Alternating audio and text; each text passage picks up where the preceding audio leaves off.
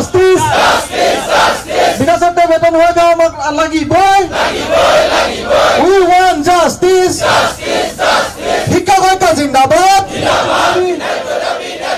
আমার দাবি ন্যায্য দাবি শিক্ষক জিন্দাবাদ উই ওয়ান্ট জাস্টিস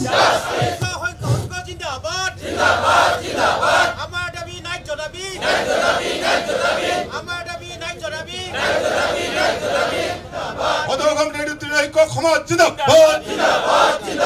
বেতন হকা আমার চাকরি নিয়মীকরণ করিব লাগিব বেতন হকা আমার নিশ্চিত রূপে চাওক আমি দীর্ঘদিন ধৰি আমি আমাৰ দাবীসমূহ পূৰণৰ বাবে চৰকাৰক আহ্বান জনাই আহিছোঁ আলাপ আলোচনাৰ জৰিয়তে যাতে আলোচনাৰ মেজতে সমস্যাসমূহ সমাধান হয় তাৰ বাবে আমি আহ্বান জনাই আহিছোঁ কিন্তু আমাৰ বাৰম্বাৰ অনুৰোধৰ প্ৰতি তেওঁলোকে সদিচ্ছা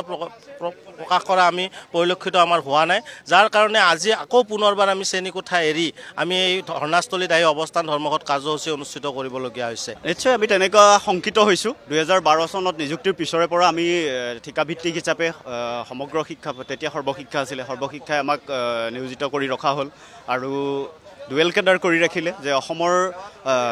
প্ৰাথমিক বিদ্যালয়সমূহ চৰকাৰৰ আৰু আমাক নিযুক্তি দিলে সৰ্বশিক্ষাই গতিকে তেনে এটা ভুল প্ৰক্ৰিয়াৰ মাজেৰে আমাক নিয়োজিত কৰা হ'ল তাৰপিছত আজি 12 বছৰ উকলি যোৱাৰ পিছত যিটো সময়ত আমি MSCPS টাইম স্কেল পাব লাগিছিলে যিটো সময়ত আৰু আমাক আৰম্ভণিৰ পৰাই যে দৰমহাৰ গাঁথনি ভুলকৈ আজি 12 বছৰে এই ধৰণে ভুল দৰমহাৰ গাঁথনি আমাক দৰমহা আদি দি থকা হ'ল তাৰপিছত আমি নিয়মীয়াকৰণৰ কাৰণে বিভিন্ন সময়ত অনুৰোধ চৰকাৰখনৰ ওচৰত অনুনয় বিনয় কৰিলোঁ আবেদন কৰিলোঁ বিভিন্ন সময়ত অনিচ্ছা সত্ত্বেও আমি